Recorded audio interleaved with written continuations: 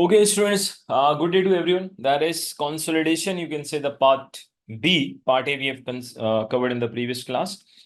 Again, in today's class, we'll be discussing few more basic ideas regarding consolidation. Then very soon, inshallah, I think in tomorrow's class, we are going to discuss disposal of subsidy and step acquisition, things like that. So, and there's a possibility that we'll start the questions as well from tomorrow. So let's discuss acquisition accounting. Just a minute. Okay, fine. Identifying the acquirer. I'm going to cover all the main concepts in today's class. Okay. They are basic, but they are very important. If it becomes difficult to identify that which company is a parent company, which company is the acquirer, only in that case, what should be done? Where it is unclear. Look at this. Sometimes it is not clear as to which entity is the acquirer. For these cases only, IFRS 3 provides guidance. The acquirer is normally the entity that has transferred cash. Simply, acquirer is normally the entity which has given the consideration, cash or other asset within the business combination. If the business combination has not involved the transfer of cash or other asset, the acquirer is usually the entity that issues its equity interest. Obviously, it is not necessary that acquirer will always have to provide cash and other assets. Sometimes we have seen parent, instead of giving consideration in the form of cash or let's say any other asset, parent issues its own shares. It's okay, fine. Other factors. The acquirer is usually the entity whose former management dominates the combined entity. Okay. The acquirer is usually the entity whose owner have the largest portion of the voting rights in the combined entity. Obviously, the acquirer is normally the bigger entity. And let me repeat, student, these factors we will use in only in those situations where it becomes difficult to identify which company is the acquirer. Then we use these factors. Okay, now the acquisition date. Actually, at acquisition, we know that you have to bring all the net assets of subsidiary at fair value. Now, what are the main things? Here comes. Watch out the following items. Very important. Contingent liabilities.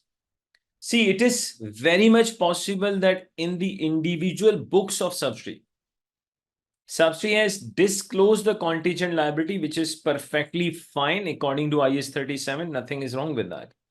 But when parent has taken the control over subsidiary, then at acquisition, we will recognize the contingent liability as a liability at its fair value. No matter whatever is the probability, contingent liabilities are recorded at fair value at the acquisition date. This is true even where an economic outflow is not probable, means the outflow chances are less than 50%. But still, you have to take that contingent liability into consideration, and that will be simply a fair value adjustment, and it will reduce net asset at acquisition. The fair value incorporates the probability of an economic outflow. This is very important. For example, in subsidiaries individual books, they have disclosed contingent liability, assuming that amount is 10 million. Okay. When parent has taken the control over subsidiary, then at acquisition, we really want to know what is the fair value of that contingent liability. Assuming at acquisition, fair value of contingent liability is 12 million. Okay. Let's say examiner has written that fair value of contingent liability at acquisition, it is 12 million. Okay. In addition to that, examiner has written that there are 30% chances there will be outflow of economic benefit. What are the chances? 30%. If this probability 30% is given to you, then at acquisition, you are not going to take entire 12 million. Then fair value adjustment at acquisition will not be 12 million. It will be 12 into 30%. I think it is 3.6. So logically, when you will be calculating net assets at acquisition, then your fair value adjustment by the name of contingent liability will not be 12 million. It will be 3.6. Why? Please come here again. The fair value will incorporate the probability of an economic outflow. So obviously economic outflow is 12 million, but examiner has mentioned chances are 30%. So we should not be taking, we are not supposed to take 12 million. We'll be working on 3.6. If now another question comes, sir, if probability is not given, obviously if it is not given, then we'll take entire 12 million. Okay. If there is no probability, so obviously then you have to work on 12 million. Provisions for future operating losses cannot be created. Is it a post-acquisition item? So you cannot make a provision for future operating losses at the date of acquisition. You can't do that. For future operating losses cannot be created. Provisions cannot be created for future operating losses. In fact, IAS 37 also prohibits for making such provisions. Same thing applies. Let's say you have acquired a subsidiary. Now the parent is saying that in the future we'll be having operating losses. We are making provision for that. And we want to take that provision as a fair value adjustment at acquisition, not acceptable at all. Similarly, restructuring costs are only recognized to the extent that a liability actually exists at the date of acquisition. Very important concept. Restructuring provision will only be recognized to the extent that liability actually exists. For example, all the conditions of IAS 37 regarding restructuring are met. If they are met, only then at acquisition you are supposed to consider provision. You need to recognize the provision, otherwise not. What do you mean by this? We know that you can only recognize the restructuring provision when you have communicated to the key stakeholders, those they will be affected by the restructuring, like your employees, customers, suppliers. Second, there's a formal approval from your BOD. If both of these conditions are met, only then you can make a provision for the restructure. So let's say you have acquired a subsidiary. Make sure if at acquisition restructuring conditions are met, only then you will be preparing the provision for the restructuring, otherwise not. Third, intangible assets are recognized at fair value if they are separable or arise from a legal or contractual rights. This might mean that the parent recognizes an intangible asset in the consolidated financial statements that the subsidiary did not recognize in its individual financial statements. For example, an internally generated brand names. Very important concept.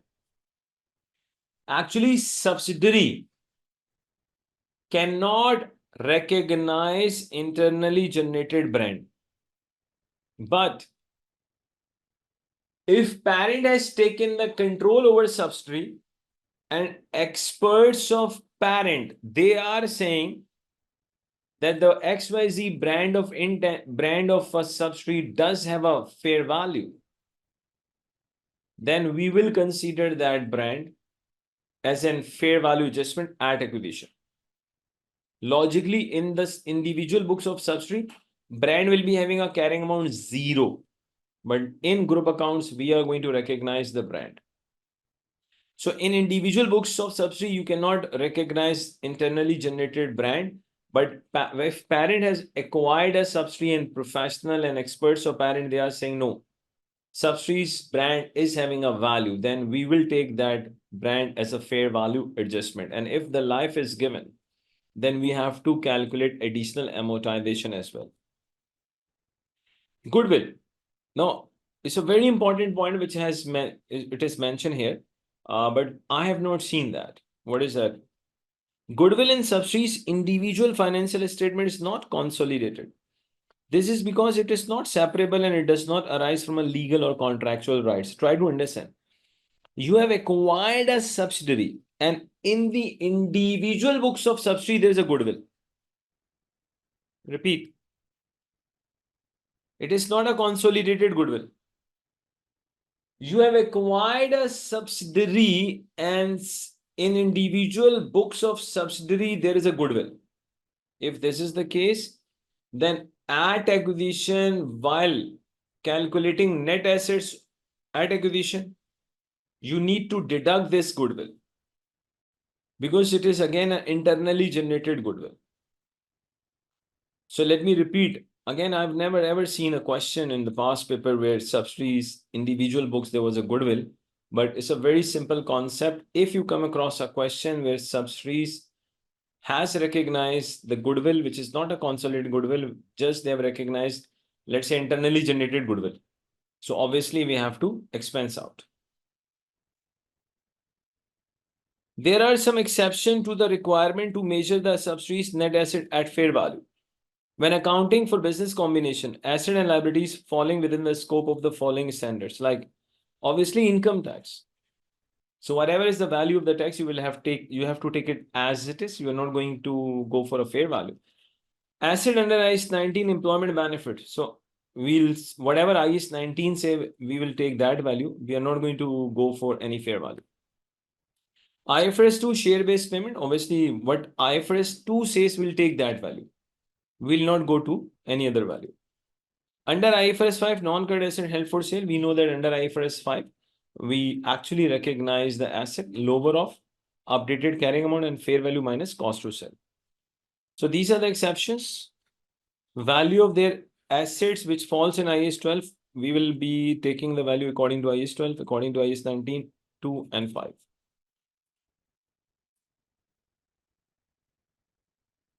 Okay.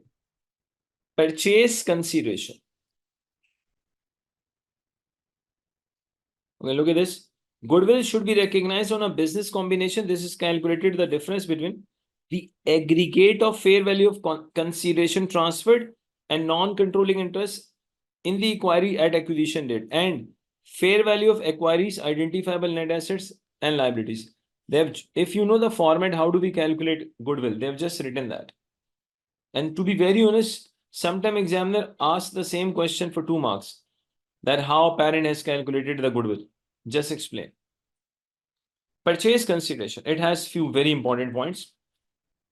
When calculating goodwill, purchase consideration transferred to acquire control of the subsidiary must be measured at fair value.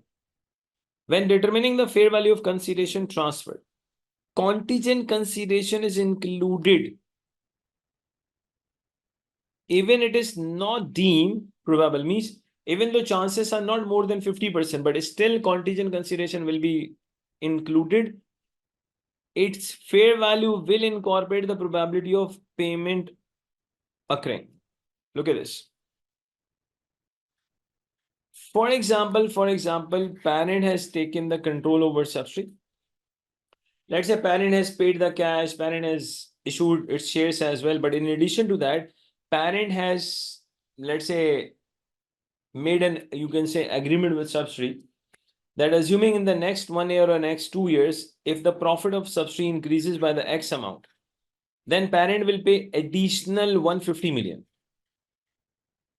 But that additional 150 million actually depends on a contingent event. That contingent event is, let's say, within next 12 months, maybe within next 2 years, subsidiary's profit should increase by XYZ amount. Okay. So obviously then this 150 million is a contingent consideration. Examiner says the fair value of the contingent consideration at acquisition, it is 150, and chances that subsidiary will generate the profit more than that X value, the chances are 40%. Now listen and listen carefully, students. The fair value is 150 of the contingent consideration.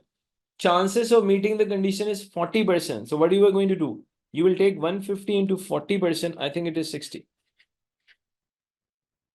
150, it is 6. 150, yes, it is 60. So cost of investment. In cost of investment, you will have to consider 60 million. Read it again. Contingent consideration is included even if the payment is not deemed probable. Its fair value will incorporate the probability of payment occurring. Acquisition costs are excluded from the calculation of purchase consideration. Legal and professional fees are expensed to profit and loss as incurred. We know that. Payment to the experts, payment to the advisors, those they are involved in the acquisition, it is expense out. This point is very important. Debt or equity issue costs are accounted for in accordance with IFRS 9. Extremely important concept, students, please.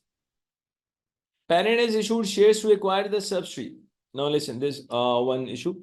Parent has issued shares to acquire subsidiary. Let's say 10 million shares are issued. Okay. Examiner has given the par value $1. Market value is, let's say, 5. What will be the double entry? Debit and credit. Cost of investment.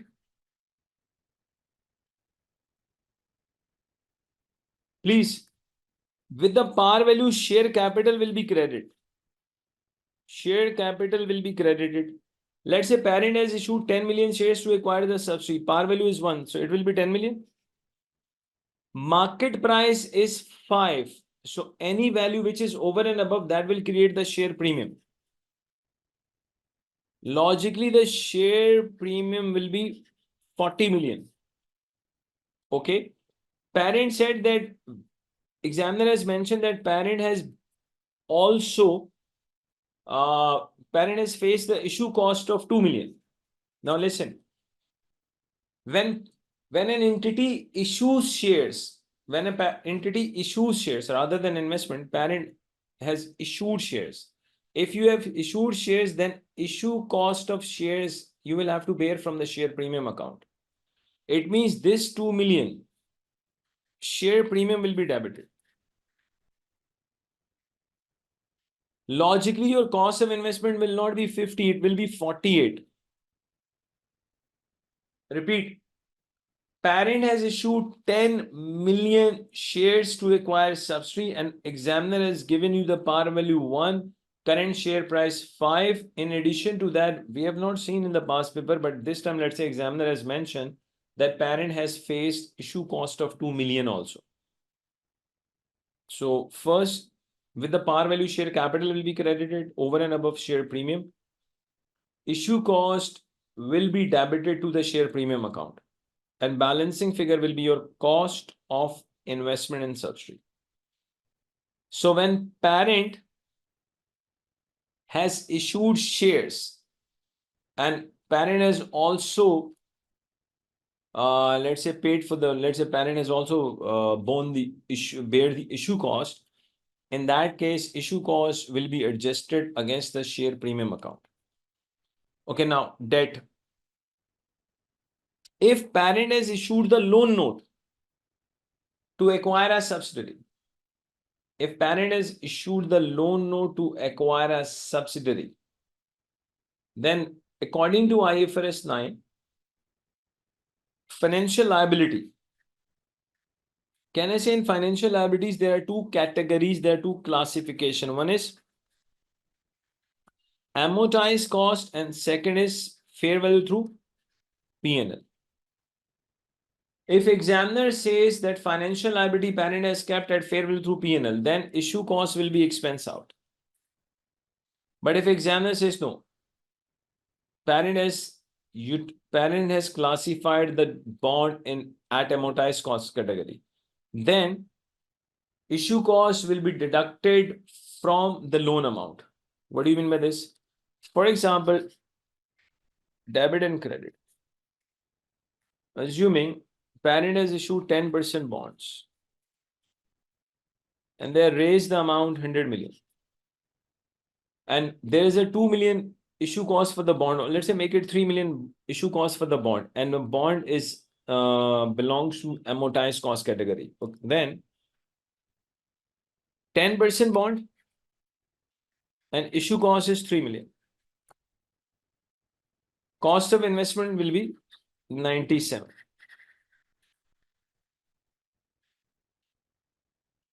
This is when you have kept your bonds at amortized cost category.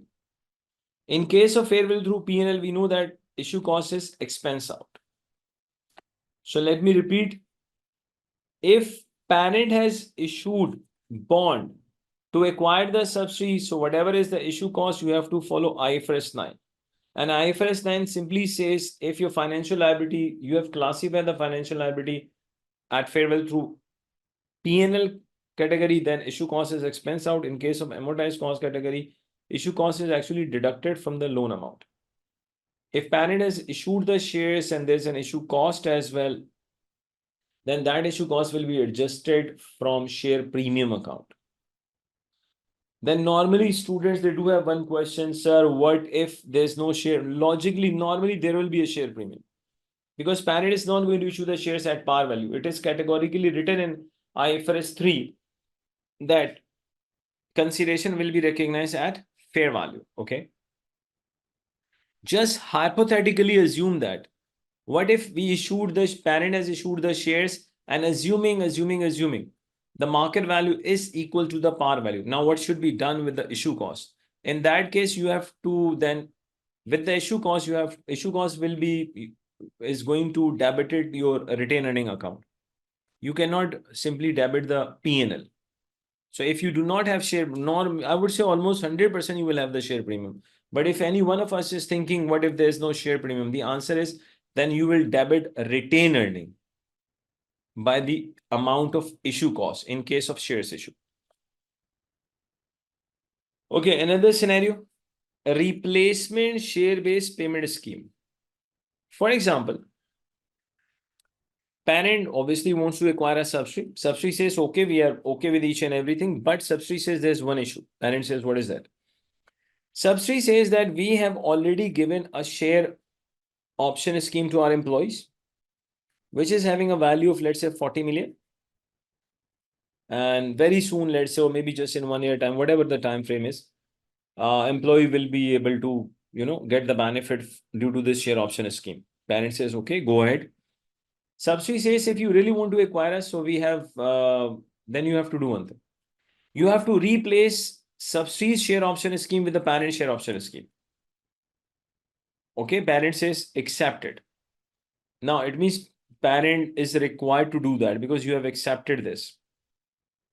Where parent is required to replace subsidiary share option scheme with its own share option scheme. Now listen, the value under subsidiary share option scheme is 40 million. So it means parent is required to replace number one, the subsidiary share option scheme with its own share option scheme. And the value has to be at least 40 million. Now listen. Number one, parent has accepted this, and the second, parent has replaced the subsidiary share option scheme with its own share option scheme, but the value is 50 million. See, parent was only obliged to give the share option scheme which has a value of 40 million, but parent has went over and above that. In that case, 40 million will be a part of cost of investment, but 10 million will be recognized under IFRS 2. Look at this. Consideration transferred in exchange for control of a subsidiary should include replacement share-based payment scheme, exchange for a share-based payment held by the subsidiary's employees. If the acquirer is obliged to issue replacement share-based payment to the employee of the subsidiary in exchange for their existing scheme, then fair value of replacement scheme must be allocated between purchase consideration, in my example, which is 40, and anything which is over and above that is post-acquisition remuneration expense. The amount allocated as purchase consideration cannot exceed the value of original share scheme at the date of acquisition. At acquisition, the value of original share option scheme was 40 million. Parent went for 50. So 40 will go to cost of investment and 10 will be recognized under IFRS 2. The amount attributed to post-acquisition services recognized in accordance with IFRS 2. Goodwill and non-controlling interest, we know that there are two methods of calculating goodwill. One is full goodwill method, another is partial goodwill method. Now, bargain purchase. Actually, another name for the bargain purchase is, what is the another name for the bargain purchase, students?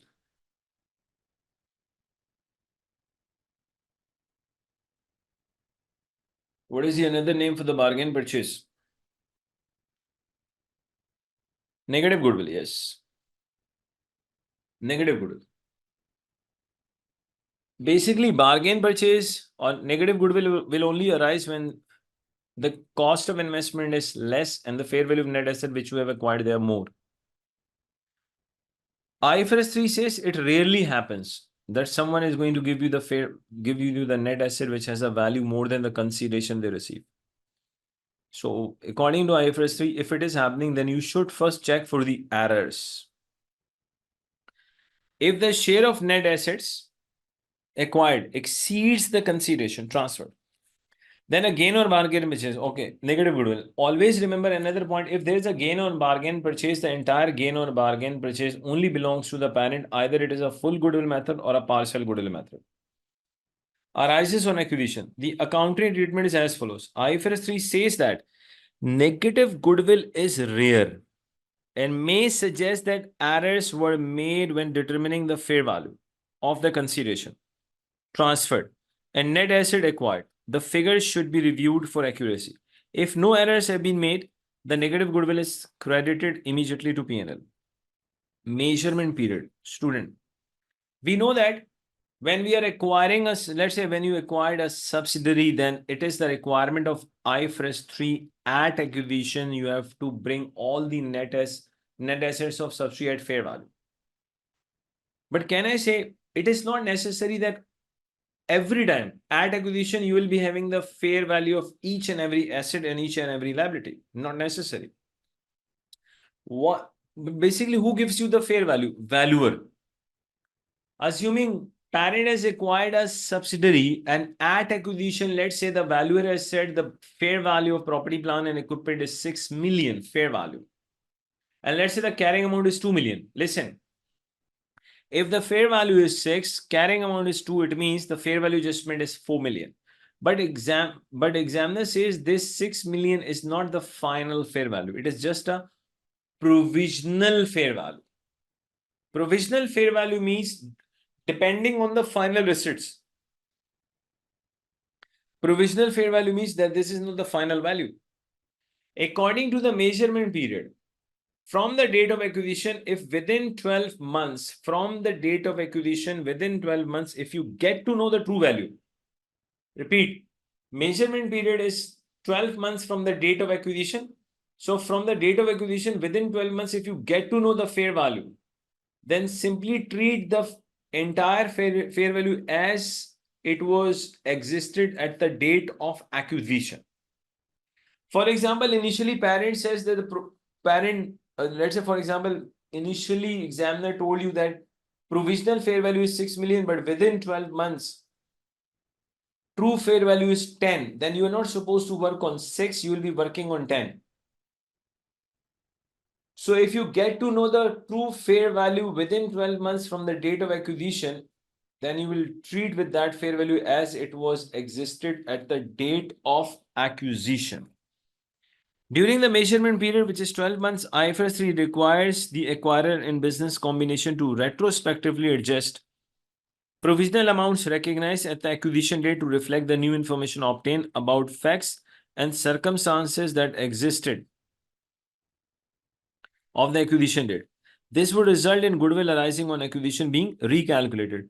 But obviously, this is in theory that someone has already calculated the fair goodwill at provisional values. Within 12 months, they get to know the true fair values. They will recalculate the goodwill. But while solving an exam, I have already told you, if you have, if you know the true fair value within 12 months, So you will be taking that value as it was existed at the acquisition date. The measurement period ends later than 12 months after the acquisition. So after 12 months from the date of acquisition, measurement period will end. It means that if you get to know the true value after 12 months from the date of acquisition, then it will not be taken as a fair value adjustment. Then individual separate IAS is going to apply. For example, if you get to know the true fair value after 12 months from the date of acquisition, an examiner says that you need to increase a property, plant and equipment further by 2 million. So, okay, I'll take that 2 million as IAS under IAS 16 as revaluation surplus.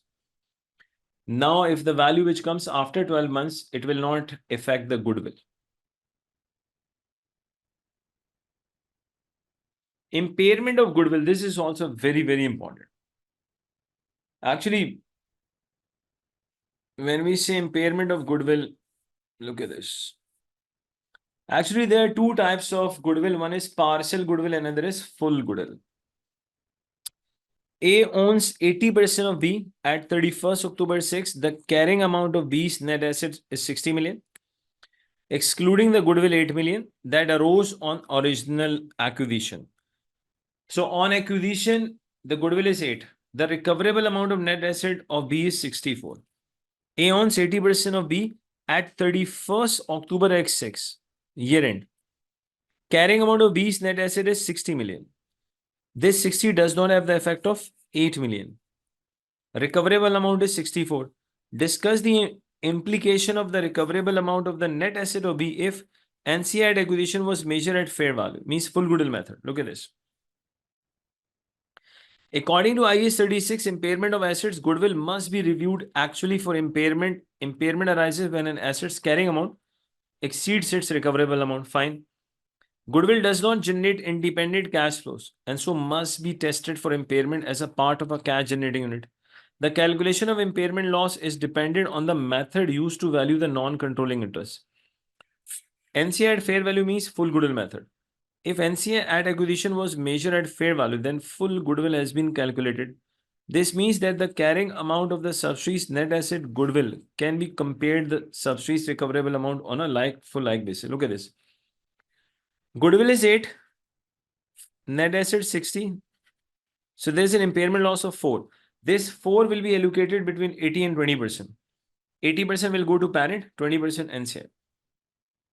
The impairment loss will be allocated against the goodwill, reducing the goodwill to from 8 it becomes 4. The 4 million impairment expense will be charged to the P&L, 80% parent and 20% to NCI. Means retained earning P&L, that is 3.2, NCI 0.8,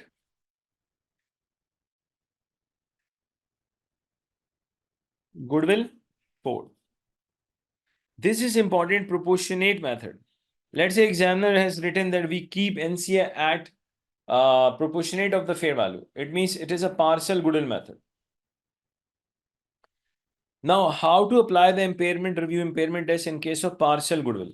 If NCI at acquisition was measured using proportionate method, then only the group's share of goodwill has been calculated, 80% of the goodwill. This means that carrying amount of the subsidiary's net asset and goodwill cannot be compared to the subsidiary's recoverable amount on a like-for-like basis. As such, goodwill must be grossed up. Look at this. 8 million is a partial goodwill. Now we need to perform impairment test. So what are we doing? We are grossing up the goodwill. We say, okay, this 8 million is representing 80%. Then 20 upon 80 will give us the goodwill which belongs to NCI. So the notional goodwill is 10. Net asset 60. Carrying amount is 70. Recoverable amount is 64. So there's an impairment loss of 6. Look at this. The impairment loss is allocated against the total notional goodwill, which is 10. However, only the group share of goodwill has been recognized in the financial statement. So only the group share means 80% of the impairment recognize the impairment charge to the P&L. That is therefore 4.8 means there's an impairment loss of 6 million, but you cannot recognize the entire 6 million, only 80% of this, which is 4.8. And this 4.8, what will be the double entry in case of partial goodwill? Retained earnings slash P&L will be debited, no impact on NCA. And you need to credit the goodwill. Credit the goodwill. Initially, you recognize the goodwill at 8 million, deduct the 4.8, so the remaining goodwill is 3.2. This is what we do in case of partial goodwill. Please, there's no need for you guys to spend time on this, okay? Only you have to concentrate only on that area which I'm focusing. Please, no need to do anything else. Right now, this is not the time to do anything extra. Just focus only on that area which we are discussing. Investor perspective. The method used to measure the non-controlling interest at acquisition will have an impact on consolidated financial statements. Normally, NCF figure will be a higher if measured using fair value method rather than proportionate, of course, of the net asset. This is because goodwill and equity are increased by the goodwill attributed to NCF. As a result, the group may look more asset rich to the potential investor. Using the fair value method will increase goodwill on the statement of financial position, and so the goodwill impairment charge to the P&L will be greater. In the long term, this may lead to lower reported profits. Now listen, look at the investor perspective. Very important point. If you go for a full goodwill method, so obviously you will be recognizing more goodwill as compared to partial. Then entire group will look asset rich. That is a good sign. It is good from investors' perspective. But on the other hand, if there is an impairment loss, so obviously in case of full goodwill method, impairment loss will be higher than if the impairment loss comes in a partial goodwill. So you can say that will, a negative, it is a negative sign of going towards full goodwill method. But I would say from investors' perspective, I think they will appreciate if we go for full goodwill method. Actually, it will give them the true picture of impairment loss as well as the assets position. Exemption from consolidation. Okay. Investment entities, this. Invalid reason for excluding a subsidiary. Long-term restriction on the ability of transfer funds to the parent. Let's say subsidiary cannot transfer its funds to parent. Still, you have to consolidate. The exclusion from consolidation is not permitted, as it may still be possible to control a subsidiary in such circumstances. Even there is a restriction that your subsidiary is not able to remit funds to the parent, still you cannot exclude that subsidiary from consolidation, because still there's a possibility you have a control over that subsidiary. So simply you have to consolidate. Another thing, subsidiary undertakes different activities. Even the subsidiary undertakes different activities, then so what? On this basis, you cannot exclude the subsidiary from consolidation and operates in different locations, thus being distinctive from other members of the group. This is not a valid reason for exclusion from consolidation. Indeed, it could be argued that inclusion within the group accounts of such a subsidiary will enhance the relevance and reliability of the information contained within the group. The subsidiary has made losses has significant. Wow. If your subsidiary is a loss-making subsidiary,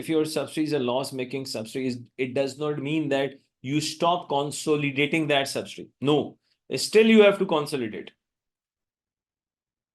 Subsidiary has made losses, significant liabilities, which the directors would prefer to exclude from the group accounts to improve overall reported financial performance and position of the group. This could be motivated, for example, by determination of the director's remuneration based upon group financial performance. This is not a valid reason for exclusion from consolidation.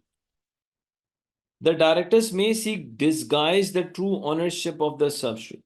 Basically, simply directors, they don't want to show the true ownership of the subsidiary. They want to hide the ownership.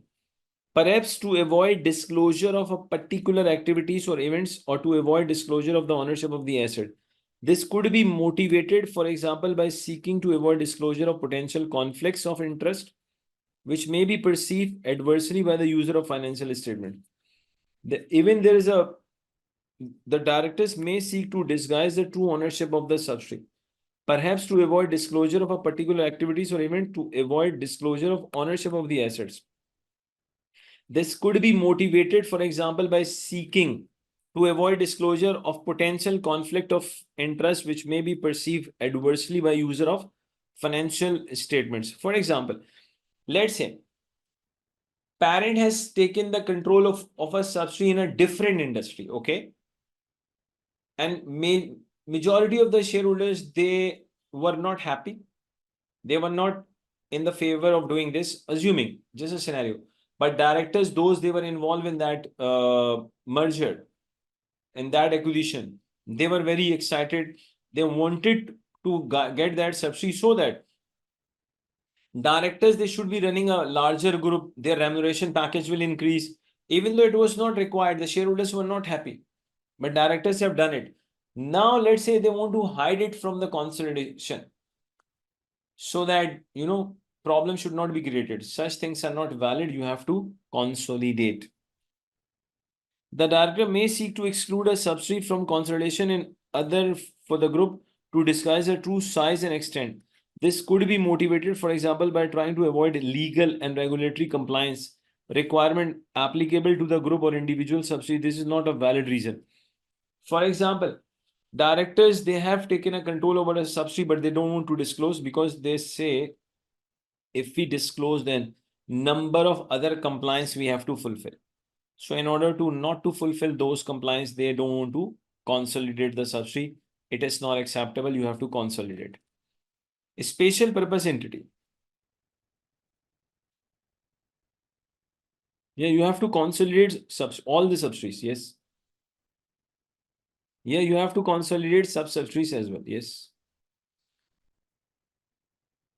Special purpose entities. Sometimes what happens that parent, establishes, incorporates a special purpose entity. If you have a control over that special purpose entity, you have to consolidate that entity. A special purpose entity is a subsidiary created by a parent company for a specific purpose. Since special purpose entities are separate legal entities liable for their own debt, they might be used when the parent decides to embark on a new but risky venture. Alternatively, a parent company might set up a special purpose entity to hold some of its debt. That parent wants debt should be transferred from parent's individual book to the special purpose entity. Hence, improving the obviously parents separate books, then they will look good because the debt which was in parents individual book, it has transferred to the subsidiaries book. There have been instances of the group not reporting SP in the group financial statement. This is frequently a breach of IFRS standards. If a parent controls the special purpose entity, then its asset, liabilities, income, expenses must be consolidated. So whatever these all are the invalid reasons of not consolidating the subsidiary. Leave this. Okay, okay.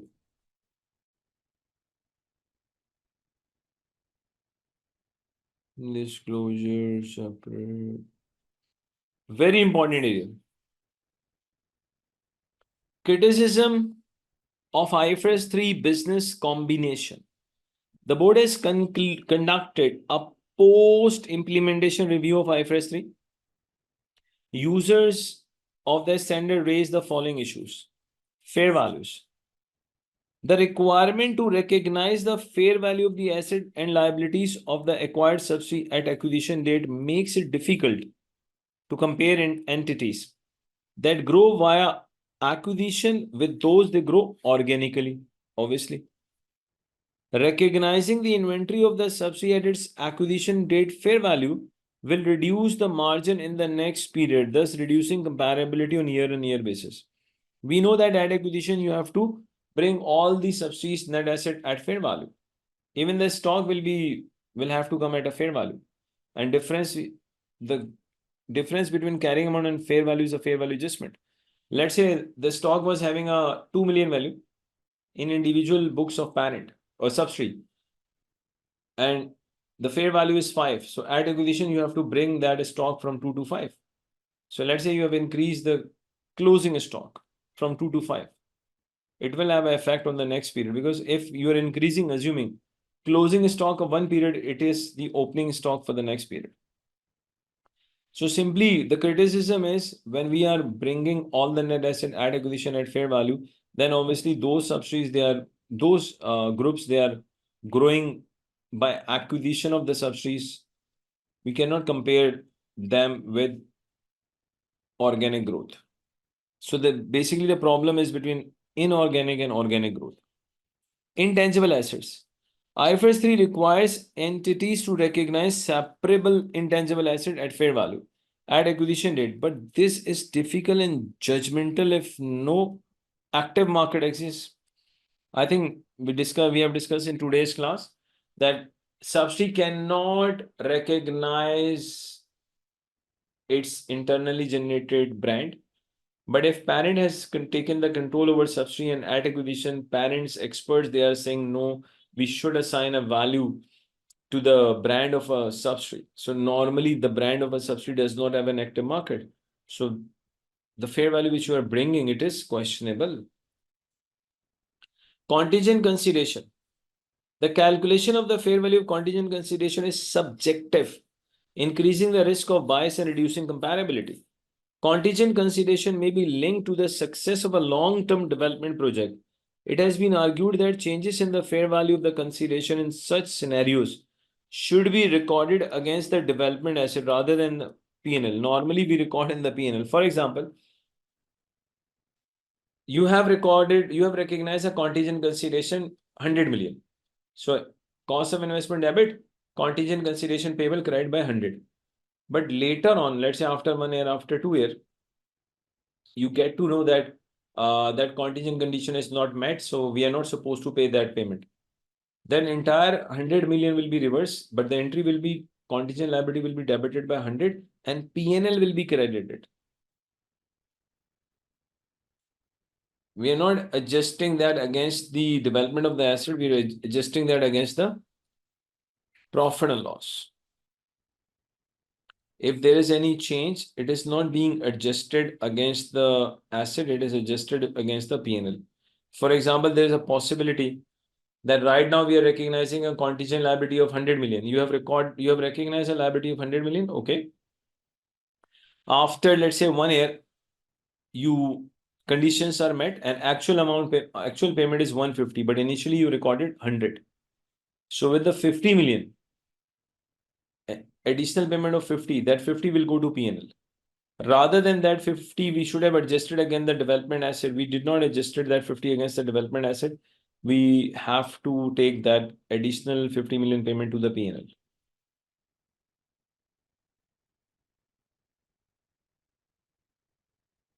Goodwill. Some have argued that a gain on a bargain purchase should not be recognized in the profit and loss, but rather in other comprehensive income because it distorts the performance profile of an entity. Goodwill impairment reviews are complex, subjective, and time consuming. Performing annual impairment review in respect of the goodwill rather than amortizing increasing volatility. Obviously, the volatility in the profit volatility will increase due to the impairment in goodwill. If you go for amortization, for example, so everybody will know that at what time period we are amortizing. Let's say if you are saying we are amortizing the goodwill at 5 years. So every year we know that how much amortization will be charged to the P&L.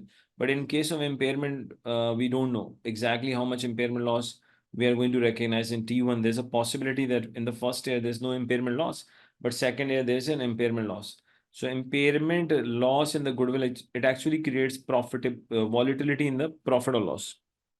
Over time, purchased goodwill will be replaced by internally generated goodwill per IAS 38 intangible asset. Internally generated goodwill should not be recognized as an asset. As such, some argued that purchased goodwill should be amortized rather than subject to annual impairment review. NCI. Allowing a measurement choice of NCI at acquisition reduces comparability between entities. Measuring the fair value of NCA can be problematic and highly judgmental if the entity is obviously if entity is not listed. Very important concept. If entity is not listed, then how will you go for a full goodwill method? How will you calculate the fair value of NCA? So obviously, then it is judgmental. If your subsidiary is a listed entity, then it is very easy to calculate the fair value of NCA. But if your subsidiary is not listed, then obviously it creates problem. So students, we have this. Let me just tell you one more area. For example, this is the date of acquisition, and there is a deferred consideration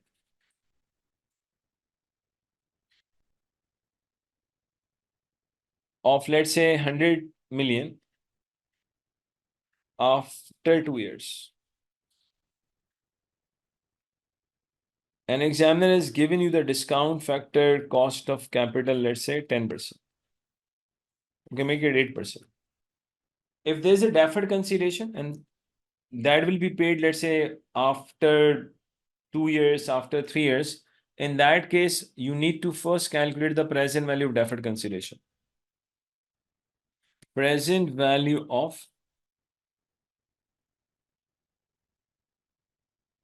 deferred consideration. Let's say 100 million into 1.08 minus 2.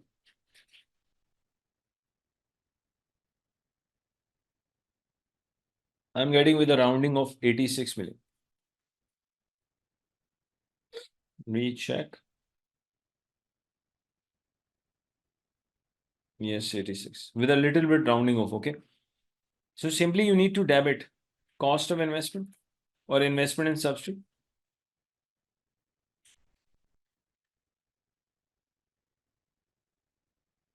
Investment in subsidy will be debited by 86. Deferred consideration payable. Deferred consideration payable will be credited. This is on 1/1/2024. Now on year end, we have to do the unwinding of discount. Due to unwinding of discount, we need to recognize finance cost. Let's say this 86 into 1.08. I'm getting 92.88, so let me make it 93. So 93 minus 86, I'm getting 7. Now finance cost will be debited. Means retained earning, P&L will be debited by 7 million with a little bit rounding off. And deferred consideration payable will increase. Deferred consideration payable will increase. Another scenario. Let's say instead of deferred, there's a contingent consideration.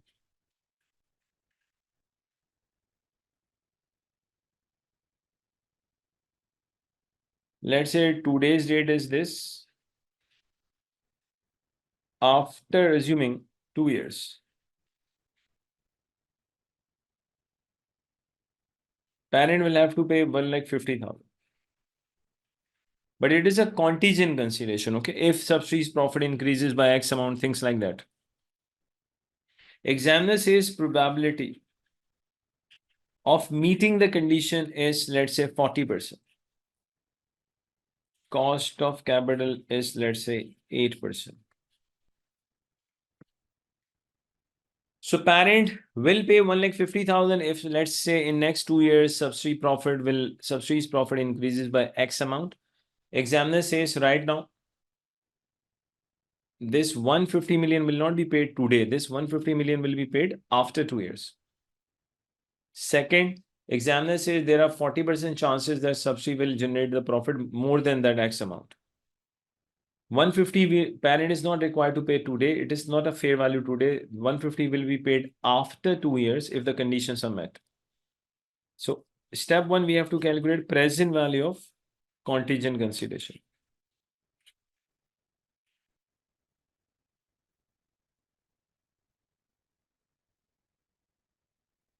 How? 1 lakh 50, then take the probability as well. Incorporate this. 1.08 minus 2.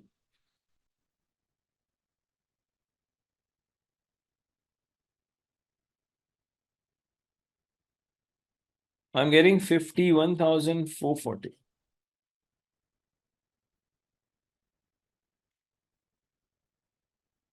Debit and credit. Investment and subsidy will be debited.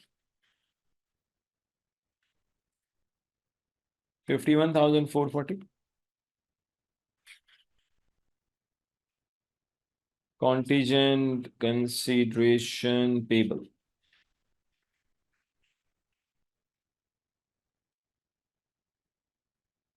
Now on December 24, you have to do the unwinding of discount. 51,440 into 1.08.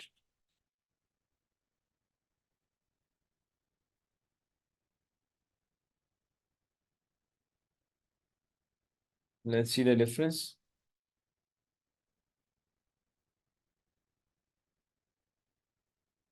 It is 4,115.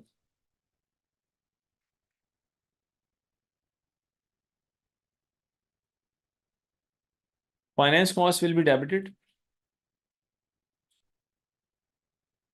Contingent consideration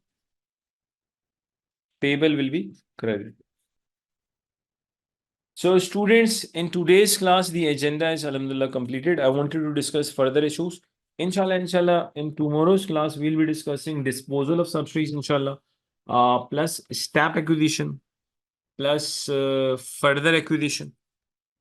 And if we get time, and I hope that we will get time, then we will also discuss IS 21. And after that, inshallah, we'll go towards questions. So thank you very much that you people have taken out time for today's class. And tomorrow's class timing I will share in the morning or maybe right now after some time. So thank you very much. Have a nice life. Please keep revising it. And we are doing consolidation as well. So thank you. And assalamu alaikum to everyone.